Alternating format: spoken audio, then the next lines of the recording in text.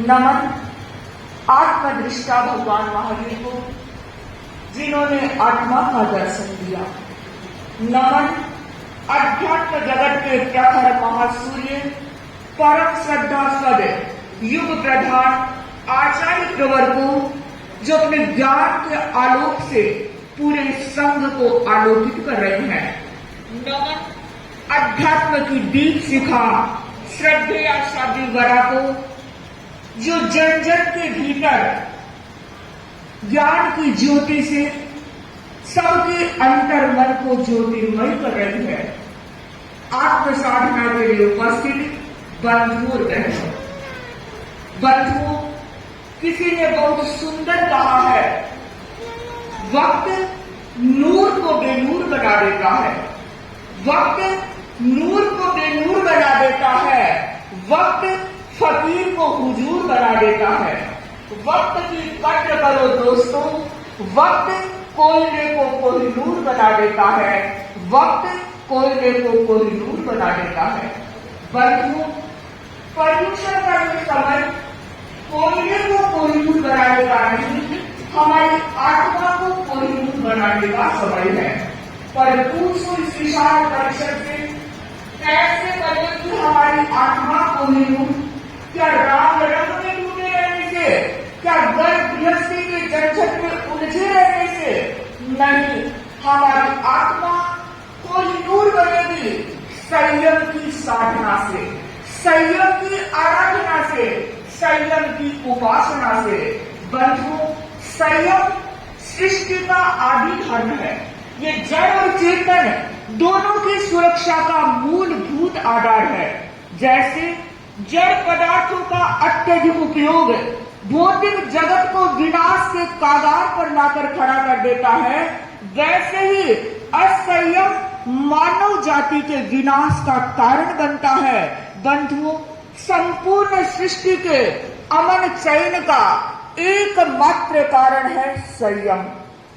कहते हैं, एक बार वैद्य श्रेष्ठ अश्विनी कुमार से कुछ युवकों ने पूछा कि वैद्यराज, हम स्वस्थ रहना चाहते हैं, हम चिर युवा रहना चाहते हैं, हम अपने सौंदर्य को बरकरार रखना चाहते हैं, तो आप हमें कुछ ऐसा प्रयोग बताएं जिसे हमारी इच्छा पूरी हो सके। बंधुओं, कहते हैं वैद्य श्रेष्ठ अश्विनी कुमार ने कहा, अगर तुम चिर युवा रहने चाहते हो, अपने सौंदर्य को बरकरार रखना चाहते हो, स्वस्थ रहना चाहते हो, तो तुम आंवले का प्रयोग करो। कौन सा आंवला? जो बाजार में मिलता है, जो पेड़ों पर लगता है, जिससे आप मुरब्बा डालते हैं, वो आंवला नहीं। वो आंवला है संयम का आंवला। जो व्यक्ति संयम करता है वो स्वस्थ रह सकता है। जो स्वयं संयम करता है वो चिर युवा रह सकता है। जो संयम करना जानता है वह अपने सौंदर्य को बरकरार रख सकता है। बंधुओं, भगवान महावीर ने अनेक प्रकार के संयम की चर्चा की है।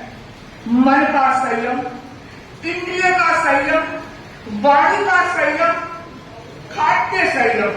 पर्यूषण का पहला दिन, जिसे हम खाद्य संयम दिवस के रूप में मना रहे हैं। बंधु, इस शरीर को चलाने के लिए इधर कुछ सिखाइए। इस शरीर को चलाने के लिए भोजन जरूरी है, खाना जरूरी है। खाना और जीवन का बड़ा गहरा संबंध है। भोजन के बिना जीवन चल नहीं सकता, पर खाने का विवेक होना चाहिए, खाने का संयम होना चाहिए। बंधु, जो व्यक्ति खाने का संयम नहीं करता वो अपने लिए अनेक समस्याओं को आमंत्रित करता है। बंधु कहते हैं, एक पंडित जी जिनको निमंत्रण आया यजमान के घर से, पंडित जी को काफी दिनों से निमंत्रण आया नहीं था, इंतजार कर रहे थे, और जैसे ही निमंत्रण आया खाने के लिए चले गए। भरपेट नहीं, बहुत ज्यादा खाया, और जब खाकर के वापस घर आए सो गए, बैठ नहीं पाए। और बंधु संयोग देखिए, थोड़े ही देर के बाद में फिर एक निमंत्रण आया, किसी ने फिर भोजन का निमंत्रण भेजा। पंडित ने सोचा क्या करूं, पेट की तरफ देखा तो पेट ने कहा कि अब ज्यादती मत करना, तेरा अपना हूं। जीभ की तरफ देखा तो जीभ कह रही है, तेरे मुंह क्यों सुनता है पेट की बात, चल चलते हैं। कितने दिनों के बाद तो निमंत्रण आया है। बंधुओं, वो पंडित निर्णय नहीं कर पाया और सोचा पिताजी के पास चलता हूं, पिताजी जैसा कहेंगे वैसा कर लूंगा, आज्ञाकारी रहा होगा।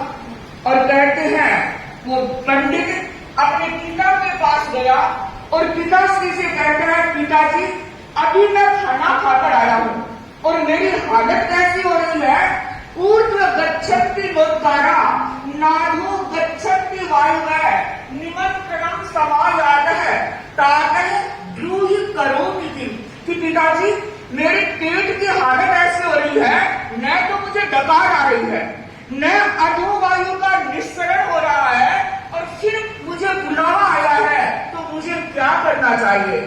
पिता ने कहा, भोजनम कुरु दुर्बुद्धे मां प्राणेषु दयात् कुरु शरीराणि पुनः पुनः परान्नम दुर्लभम लोके। अरे मूर्ख, जाकर भोजन करके आ, ये शरीर तो वापस मिल जाएगा लेकिन मुफ्त का माल नहीं मिलेगा।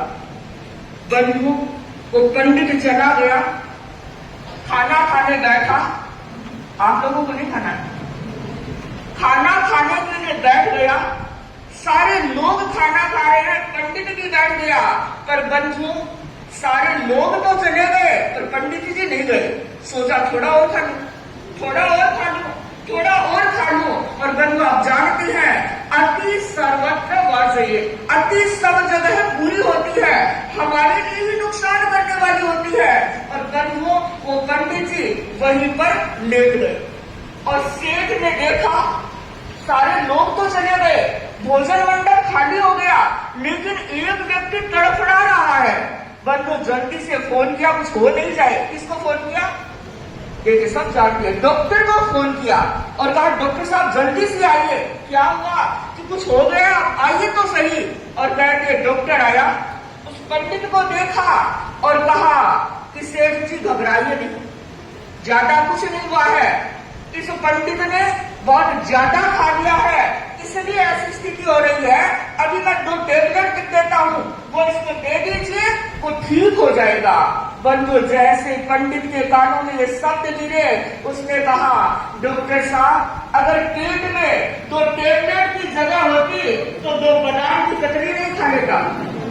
बंधु, हम हंस सकते हैं उस पंडित की बात पर, हम हंस सकते हैं पंडित की नादानी पर। पूछिए अपने आप से, हम क्या कर रहे हैं जब हमारे सामने हमारी मनपसंद डिश होती है, जब हम शादी ब्याह पार्टी फंक्शन में जाते हैं, तो क्या हम खाने का संयम रख पाते हैं?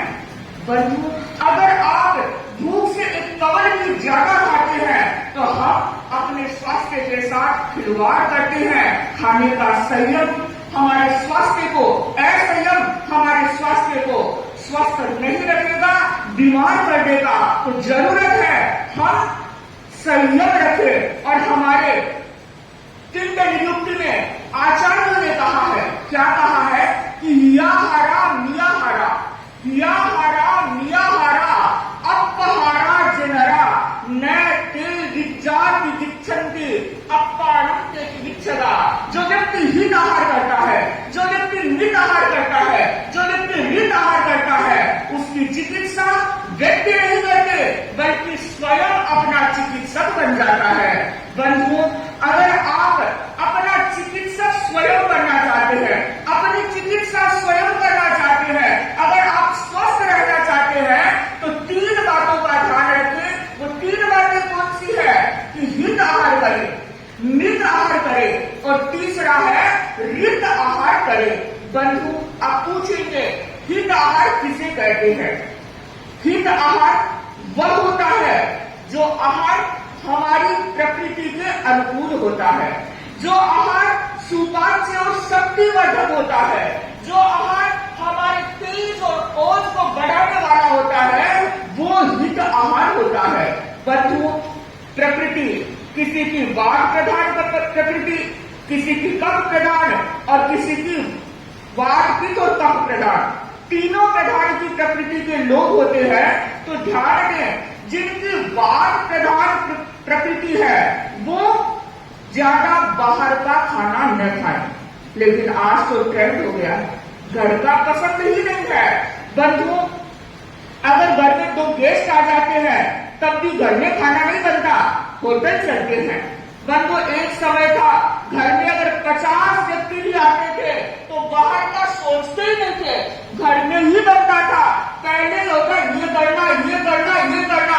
आज तो 2-4 आ गए, होटल ले चलो और छोड़ दो बाहर वालों को। तो घर वाले भी संडे, आज तो संडे है, बाहर चलते हैं, हमारी मेहनत से तो छुट्टी मिल जाएगी, रसोई से रोज ही तो करते हैं और वो बाहर जाते हैं। पर बंधुओं, आप याद रखिए, जो बाहर का खाता है घर, अगर बाहर नहीं भी जाएगा तो आजकल तो पार्सल आता है, स्विगी बुला लो, मंगा लो, रोटी घर बना लेंगे और सब्जी बाहर से आ जाएगी। पर बंधुओं, हम बीमार क्यों हो रहे हैं? आप देखिए, घर की महिलाएं अगर खाना बनाएंगी तो उनके भीतर अपनत्व का भाव रहेगा, उनके भीतर यह भाव रहेगा कि मेरा परिवार हमेशा स्वस्थ रहे। और होटल में बनाने वाले की क्या वो भाव रहते हैं? कभी नहीं रह सकते। पता नहीं वो किन भावों में खाना बना रहा है। दूसरी बात, घर की महिलाएं जब खाना परोसती है, पास में बैठती है, प्रेम से खिलाती है, एक रोटी पेट भर भी जाता है, फिर भी कहते एक रोटी तो और ले लीजिए, एक रोटी तो और ले लीजिए। लेकिन जब बेटे को, वो बेटे किन भाव में खिलाता है? अगर आपने जितने पैसे दिए उतनी रोटी मिलेगी, अगर एक ही भूख है फिर नहीं मिलेगा। तो बंधुओं, वो जो पोषण हमारे शरीर को मिलना चाहिए वो नहीं मिल सकता। और बंधु, मैं तो बहुत बार कहती हूँ कि होम टू होटल, पहले हम घर में थे तो कोई बीमारियां सुनी थी क्या? किसी ने सुना इतनी बीमारियां होती थी? तो पहले लोग घर का खाते थे तो होटल जाने की जरूरत नहीं थी। तो आज तो होम टू होटल, हम घर से आ गए हैं, होटल में आ गए हैं, होटल का खाते हैं और फिर वापस घर आने की जरूरत नहीं है। हॉस्पिटल गली गली में बन गए, home to hotel, hotel to hospital. फिर कहाँ कराओगे? क्योंकि पता ही नहीं आप क्या खा रहे हो, क्या नहीं कर रहे हो। तो जरूरत है हम हित आहार करें।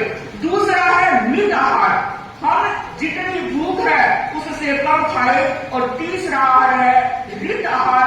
रित आहार, पवित्र भावों के साथ हम आहार करें, ऋतु के अनुकूल भोजन करें। आज तक ऋतु के अनुकूल तो पता ही नहीं चलता, पहले फ्रूट आते थे, हर सीजन का होता था, आज तो 12 दिन नहीं चलता है, कोल्ड स्टोरेज में रखे रहते हैं। तो बंधु, हमें ध्यान देना है कि हम हित आहार करें, मित आहार करें और रित आहार करें। ऐसा करने वाला व्यक्ति हमेशा स्वस्थ रह सकता है। और थोड़ी सी चर्चा मैं करना चाहूंगी, हम भोजन कैसे करें, क्या करें, अब कैसे करें। बंधु, भगवती सूत्र में आया है, कुछ दिए है कि हमें कैसे भोजन करना चाहिए। तो पहला लिखा है चव, यानी चम करते हुए भोजन नहीं करना चाहिए। बंधु, एक व्यक्ति होते हैं, खाना खाते हैं, आवाज करते रहते हैं, चप चप चप चप की आवाज सुनाई देती है। अगर पास में कोई बैठा है तो वो सोचेगा कितना फुअर व्यक्ति है, खाना खाना नहीं आता। हम खाना ऐसा खाए कि पास वाले को भी पता नहीं चलना चाहिए कि मैं खाना खा रहा हूँ। तो आवाज करते हुए कभी भी भोजन नहीं करना चाहिए। दूसरा है यानी सु करते हुए भोजन नहीं करना चाहिए। बंधु, किसी व्यक्ति को मिर्च मसाला पसंद होता है, तेज मिर्च का पसंद होता है, खाता चला जाता है, सूस करता ही रहता है, बंद वो घर में कोई गेस्ट आ जाएगा, वो क्या सोचेगा, लगता है इसने ऐसा खाना देखा ही नहीं है, आज पहली बार मिला है, मुंह जल रहा है फिर भी छोड़ नहीं रहा है, तो ऐसे तरीके से भी भोजन नहीं करना चाहिए। और तीसरी बात, बहुत उतावल में भोजन नहीं करना चाहिए। बंदो हर काम तो मौज से करते हैं, आराम से करते हैं, लेकिन जब खाना खाते हैं तो कहते हैं हूँ आयो तू चाल, हूँ आयो तू चाल, और बंदो ऐसे करेंगे तो एक दिन अपने भी बहुत जल्दी चले जाएंगे। तो खाना बहुत तेज गति से भी नहीं खाना चाहिए, और इसका मतलब ये नहीं कि बहुत धीरे धीरे खाए, बहुत धीरे धीरे भी नहीं खाना चाहिए, क्योंकि जब हम खाने बैठते हैं तो हमारा पाचन सिस्टम है वो सक्रिय हो जाता है। अगर खाया फिर 10 मिनट नहीं खाया फिर खाया तो गड़बड़ी पैदा हो जाएगी, पेट के रोग हो जाएंगे। और चौथी पांचवी बात मैं कहना चाहूंगी, आज की सबसे बड़ी बीमारी है मोबाइल देखते हुए खाना खाना, टीवी देखते हुए खाना खाना। बंधु कहते तो हम ये है कि पहला सुख निरोगी गया, अगर शरीर स्वस्थ रहेगा तो सब कुछ आनंद से चलेगा। लेकिन हम मोबाइल देख रहे हैं, खाना खा रहे, पता नहीं क्या खा रहे हैं क्या नहीं खा रहे हैं, खाया कि नहीं खाया, तो जरूर ध्यान दे, आज एक संकल्प जरूर करे कि मैं मोबाइल देखते हुए टीवी देखते हुए खाना नहीं खाऊंगा। और मुझे लगता है ये विद्या परिषद जरूर इस बात को ध्यान देगी और साथी श्री जी से आज के दिन संकल्प भी करेगी। तो बंधु इसके साथ एक बात और कहना चाहूंगी, जब भी खाना खाए तो दक्षिण की तरफ मुख करके कभी न देखे। जो दक्षिण की तरफ मुख करके बैठता है, क्योंकि दक्षिण में यम का वास रहता है, वो व्यक्ति बहुत जल्दी रोगग्रस्त होगा और यमपुरी का वासी भी हो सकता है। तो जरूरत है हम खाने के नियमों को समझे। तो आज के दिन को हम खाद्य संयम दिवस के रूप में मना रहे हैं। तो हमारा केवल आज का दिन नहीं, हम तो चाहते हैं हमारी जिंदगी का हर दिन खाद्य संयम दिवस बने और हम स्वस्थ रहकर अपनी आत्मा की आराधना साधना कर सके। इन्हीं भावों के साथ अब मेरा कर्मठ भाव निवेदन श्रद्धेय शांति गणा मोहन